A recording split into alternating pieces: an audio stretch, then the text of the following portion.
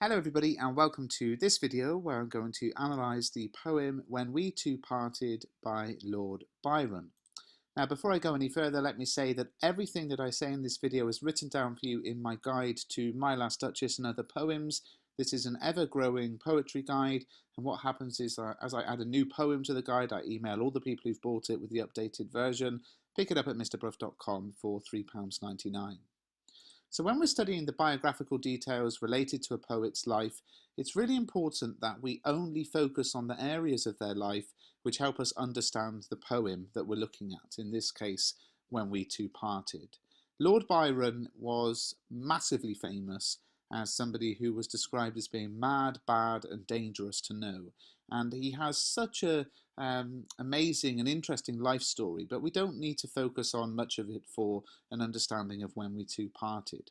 So here are some key facts. He was born in 1788 and died in 1824 at the age of just 36.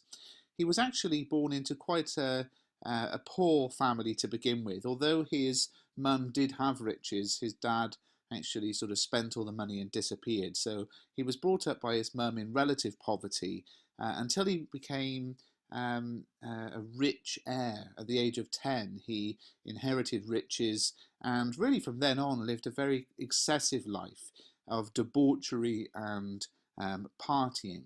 He went to Trinity College in Cambridge. He wasn't allowed to get into Oxford because of his reputation for partying. So he went to Trinity College, but he hardly ever went to any of the lectures. He would just have parties all the time. Famous for having a number of homosexual and heterosexual relationships, and of course he became a hugely popular romantic poet. And it's very hard to get our head around, but he lived the life of a huge celebrity.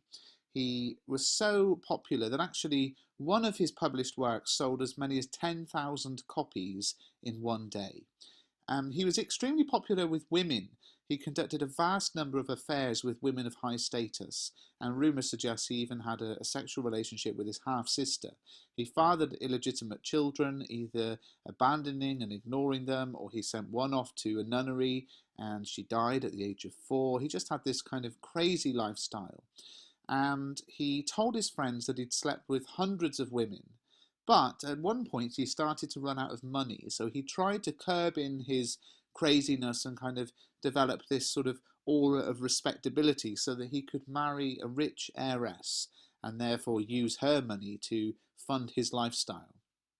And a little bit later he married Annabella Milbank, but she shortly thereafter left him, and he continued to have this scandalous lifestyle of this broken marriage, sleeping with his half-sister, having illegitimate children, and in the end he actually left Britain. The scandal was so huge, and he travelled around Greece and Italy, and he found that they were countries that encouraged and sort of embraced him. He told his friends in Italy alone he slept with hundreds of women.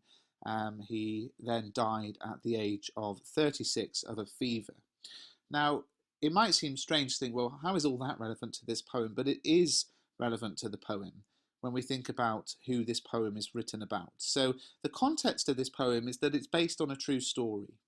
Byron originally lied about the date of writings, and he said that he wrote this poem in 1808, but we now know the poem was written at least 5 years later. And the reason for the deception was Byron's attempt to hide the fact that the poem was written about this lady on the screen, Lady Frances Wedderburn Webster.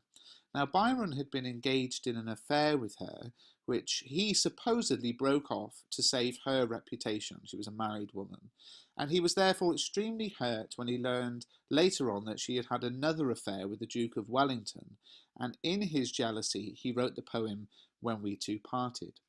Now, how can we be sure of this? Well, in one of his unpublished letters to his cousin, he wrote on June 10th, 1823, that he actually wrote that poem for Frances, and that there was another verse, this verse here, verse 5, which isn't in the version you're studying. This verse he wrote, but he didn't publish it because it identified who the woman was, Fanny, and that is the name for Frances. So he kept it sort of secret, and he missed out the final verse because he didn't want everybody to know it was her that he was writing about. Now, the fact that this poem is based on a true story, that's not going to gain you any marks in the exam. It's just interesting to know, and it helps us to understand the way in which this poem does not fit totally neatly into the idea of romantic poetry.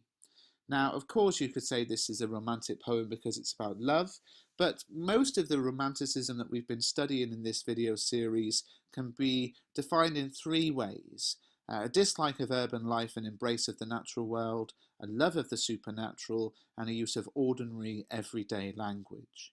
Now, as one of the Romantic poets, Byron often did write about nature. He didn't believe, like some of the other romantics, that nature had a big impact on our life. He sort of saw it as dispassionate and uninterested in human life. But in this poem, there's nothing about nature. It's not really about nature. You could argue that it is about human nature. But Byron does belong to the Romantic poets, the most famous of whom were Wordsworth and Coleridge. But by the time Byron was writing, it was felt that the early Romantics had sold out. For example, Wordsworth was now working as a taxman. So the second generation of Romantics had to set themselves apart from the old guard. And as I say, When We Two Parted doesn't fit into these definitions on the screen. It focuses rather on human nature than the natural world. And why is that? Well, this poem belongs to one of a sort of smaller collection of Byron's poems of lyric poetry, and lyric poetry is the form of this poem. So lyric poems are emotional poems where the poet expresses their thoughts and feelings. They don't have a story to tell, they simply express emotions. And this poem can certainly be seen as a lyric poem, and understanding the common theme in Byron's lyric poetry is key to helping us understand the often confusing When We Two Parted. You see, at first reading When We Two Parted, and when I first read it a number of months ago, it just seems to be a very sad poem about losing a loved one. The speaker seems to be heartbroken at losing his lover. It seems that he could never get over it. But this doesn't seem to tie in with what we know of Byron as a person, given the biographical details that this poem is written about an affair he had with a woman of high status, but he had numerous affairs with women of high status and, relationships with hundreds of women. That doesn't kind of tie in with the fact that he would be really sad about this one. So to help us understand When We Two Parted, we need to look at the poem in relation to other poetry Byron was writing at the time. Now, Byron wrote a number of lyric poems between 1808 and 1816, which had a common recurring theme running between them. Jerome McGann explores this fully in his chapter Byron and the Poetry of Deception in his book Byron and Romanticism. And Jerome McGann is an author and a university professor in America, and what a lovely guy. I asked him a few questions about the poem just to help me with my understanding, and he got back to me on the same day. I just love the power of the internet. So what's the common theme with the lyric poetry of Byron? And it's hilarious if you read the poems surrounding this one. The common theme is that these were poems about love and relationships, but in all of them, the love was thwarted by the betrayal and deceit of the woman Byron loved. And these poems include Again Deceived, Again Betrayed, and When We Two Parted. Now, it's important to say these weren't all published poems. A lot of these were poems which were private, that Byron would read in his social circles, at social gatherings, but we have them now, looking back. And there are so many poems where Byron paints himself as this kind of truly loving man, but the women sort of ruin it in some way or another. Now, it may be that Byron felt he needed to explain away his affairs, and he did this through the poetry which presented him as the passive victim of deceitful women. In his poem about Lady Caroline Lamb, another one of the high society married women he had an affair with, Byron wrote of the treacherous vow thou hast broken. Now, this is very similar to the line in When We Two Parted, thy vows are all broken. And it really just seems as if the poems at this time are all the same. The same thing is going on, these kind of treacherous women. It's just that the name of the woman changes between poems, or the woman that the poem is written about changes. Now, it's interesting to note that the style of Byron's poetry shifted away from this theme in the poems he wrote about his wife from 1817 onwards. But it's important to think that there's a kind of satirical, self-mocking look back at his early life and how he got so sentimentally involved with these women.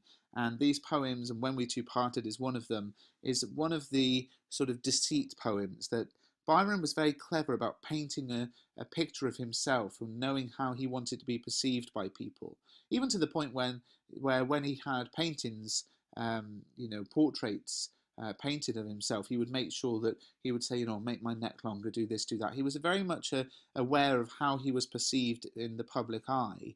And it seems that one of the things he wanted to portray about himself was this idea that he was, the perfect sort of gentleman and in love with these women, and they broke his heart. And that would kind of save his reputation. Or, of course, it could just all be a satirical send-up and he's sort of mocking himself and how pathetic he was in his younger years in these relationships. So it's interesting to know that with that in mind, with that kind of contextual information, it really helps us understand the reality of this poem. Now let's go to the poem itself, and I'll just sort of break down what each line means. When we two parted in silence and tears, half broken hearted to sever for years, pale grew thy cheek and cold, colder thy kiss, truly that hour foretold sorrow to this. Now what this really means is, when the two of us split up, silent and crying, partially heartbroken, to break up for years, your cheek became cold and your kiss even colder. That cold moment foreshadowed the future sadness we would experience. The dew of the morning sunk chill on my brow. It felt like a warning of what I feel now. Thy vows are all broken, and light is thy fame. I hear thy name spoken and share in its shame. What does this mean? Well, really, the dew that morning stuck to my skin, and it was like a warning of what I now feel. You've broken your marriage vows, your reputation's ruined. I hear people speak your name, and I feel bad when I remember what we did. They name thee before me, a knell to mine ear, a shudder comes o'er me. Why wert thou so dear? They knew not I knew thee, who knew thee too well. Long, long shall I rue thee too deeply to tell. So what this means is, people are talking about you around me, and it kills me inside. It makes me shudder. Why did I care so much about you? They didn't know that I knew you. Nobody knew, and I'm going to long regret knowing you, so much that I can't even explain it. We met in secret, alone I grieve. In secret we met, in silence I grieve, that thy heart could forget, thy spirit deceive. If I should meet thee after long years, how should I greet thee with silence and tears? So this final verse really saying, we met in secret, and I'm grieving alone. You lost your love for me, you tricked me. If I should meet you again in the future after many years, how should I speak to you? With silence and tears, just like when we parted. So from her cold cheek onwards, Byron paints a picture of a woman he loved fully, but who did not truly love him. And we can explore this fully through analysing the language, the structure, and the form of the poem. Now, When We Two Parted is an example of accentual verse, which means that each line must contain the same amount of stressed syllables, no matter how many syllables there are in each line. Does that sound confusing? Let's take a look. Have a look at these lines on the screen. Okay. Now here we can see there are two stressed syllables, they're in bold, two stressed syllables per line, even though the lines themselves have anywhere between 4 and 6 syllables, the stressed syllable count remains at 2. You might not have come across accentual verse before. It's an interesting way of writing. And we see that in numerous examples here as well. But let's have a look at lines 5 and 7. Pale grew thy cheek and cold, truly that hour foretold. Now lines 5 and 7 break the rules of accentuated verse, and they contain 3 stressed syllables. So whenever poets decide to follow specific rules, it's incredibly complex, and it's interesting then to see when they deliberately break those rules. So having followed accentuated verse all the way through, now we have the breaking of this rule of structure at this important point for the line, pale grew thy cheek and cold. Now, of course, this line describes the moment when the poet was rejected by his lover, when he kissed her and he realized that, she doesn't love me. She's cold, both physically, but metaphorically, emotionally cold as well. So the woman who he loved was turning cold on him, and this action made the poet feel broken and rejected. Thus, the poem's structure is broken too. The breaking of structure reflects the shock the poet felt as he was rejected. Very, very clever. Just one of the very clever things going on in this poem. Now, the poem is filled with sensory description, words that describe the senses. Colder, hear, knell, which we'll come back to later, shudder, and all of this language of sensory description could be Byron's way of pointing out the relationship was about sensory pleasure. It wasn't anything overly serious. There was a great amount of physicality and sexual intimacy with what this relationship was built on. Now, of course, there is evidence to the contrary for that as well, and that's always interesting to look at both sides. And there are lots of ambiguities in this poem. There are lots of bits that you look at, and we don't really know the answer. We can think about numerous ideas. This phrase, half broken-hearted, well, what does that mean? Does it mean that only one of them was broken-hearted and the other one doesn't care? Or does it mean that both of them were sort of only partially broken-hearted? Either analysis suggests the relationship wasn't completely loving or equal, but given the common theme of similar poems, as we know, Byron likes to paint this picture of himself as the passive victim of a sort of heartless woman, we can interpret this line to mean that Byron was broken-hearted, but his lover was not, and together they have this half broken-hearted. The form is interesting in this poem. The rhyme scheme actually follows that of a sonnet, or Shakespearean sonnet to begin with. So the sonnet is a form of love poetry which follows the rhyme scheme A, B, A, B, C, D, C, D, E, F, E, F, G, G. And interestingly, When We Two Parted follows the beginning of the rhyme scheme of a sonnet, but it ends up just before the sort of G, G, it falls out of the rhyme scheme of a sonnet. Now, where does that happen? Well, it happens at the bit, thy vows are all broken. So, and it actually has the previous line, what I feel now, ending with a full stop. So there are two things going on here. The full stop is the first one that we find placed mid-stanza, and the rhyme scheme and the sudden break from it could be used by the poet to suggest that the poet felt the two did have a true, loving relationship worthy of a sonnet form before he heard of the latest infidelity. And the use of the present tense in thy vows are all broken marks a shift from the past tense which preceded it. And this shift in tense backs up the idea that things have changed with this latest information. It seems more likely the poet thought fondly of his lover until he heard, at the time of writing, of her latest infidelity, and then perhaps felt cheated on and his feelings of perfect sonnet form love disappeared. So there's a few ideas there. So the idea is it follows the sonnet form up until this bit in the poem, and this bit in the poem is, of course, when he really, in the present tense, at the present moment, discovers that she's had an affair with somebody else, and then feels sort of, that she's broken the vows, which we'll come back to later. The full stop can symbolize the stop to his feelings as well. So a few things there: the form, the punctuation, and the tense, the verb tenses, all combining together. More ambiguity in the thy vows are all broken. It's an interesting one because at first we might assume the poet's referring to marriage vows, but of course those marriage vows were all broken long ago when the two had their affair. So it seems more likely the poet's referring to vows he and his lover made to each other. And in that context, the use of vows is quite interesting. Could it be that the poet uses the language of marriage to suggest that the love the two had was as sacred as a marriage relationship? Let's have a think about this metaphor. They name thee before me, and knell to mine ear.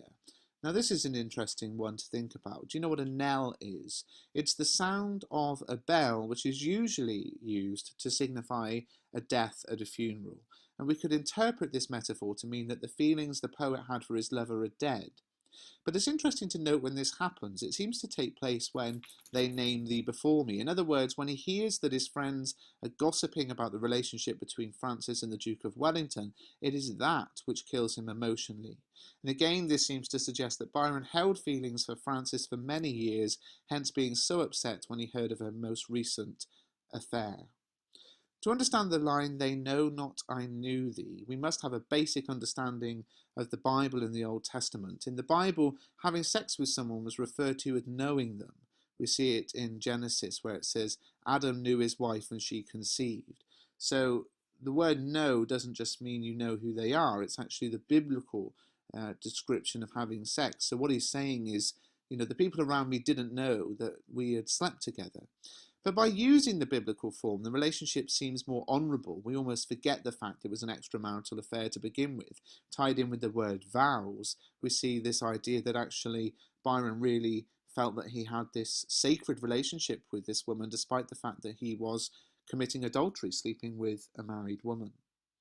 In terms of the structure, there are three distinct time frames in this poem. It begins in the past, describing when we two parted. It moves to the present with "they name thee before me," and it finishes in the future, "if I should meet thee." And this use of the past, the present, and the future could be seen to suggest that the pain inflicted on him will last forever, again painting him as a victim here. The use of thou and thee is interesting. We look at old poems and we just think, okay, they're using those old words that we don't use now. But actually the word thee went out of fashion in the 17th century, but it was used by the poet here a long time later. And perhaps the ancient language use suggests that love is timeless. Although it fell out of general usage in the 1600s, the word thee is also still found in religious circles and marriage vows and that kind of thing. So perhaps again reflecting the sacred love the poet supposedly felt. Elizabeth Barrett Browning in her sonnet does the same thing, uses the word thee and the word thou, which again is an archaic word. The word you is used in formal circles, whereas the word thee expresses intimacy. So it seems a very appropriate word. Three different analysis points on the use of one word there.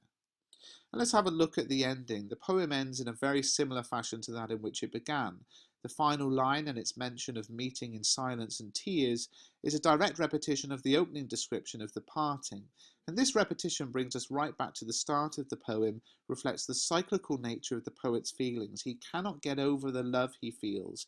It's like he is stuck.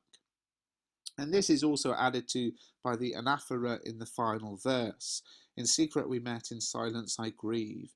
Now anaphora is just a posh word meaning repetition of the same word at the beginning of sentences. So the repetition here at the end of the poem suggests the poet is doomed to this sort of repetitive nature of feelings of loss and grief. And if we tie that up with the structure point about the last line being very similar to the opening of the poem, we get the idea that the poet is stuck in this inescapable, repetitive, cyclical nature of this relationship and the pain that he feels. Finally, let's have a think about the grammatical structures that are used in this poem. If you have a look at the line in silence I grieve, we might think that lots of the lines are sort of jumbled up the wrong way here. That should be I grieve in silence.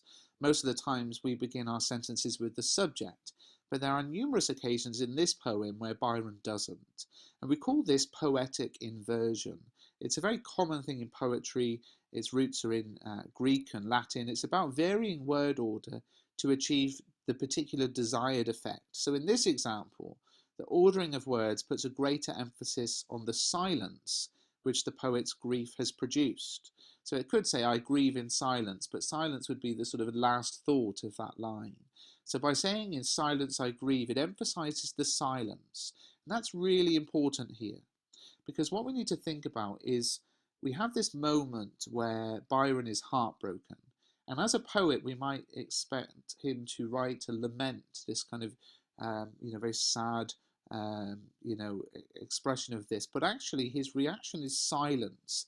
And you could argue that for a poet to be made silent, it's the greatest sign of their distress. When a poet loses their ability to communicate, they're clearly a broken person. Guys, I hope you enjoyed this video, and please do subscribe to the channel and give the video a thumbs up.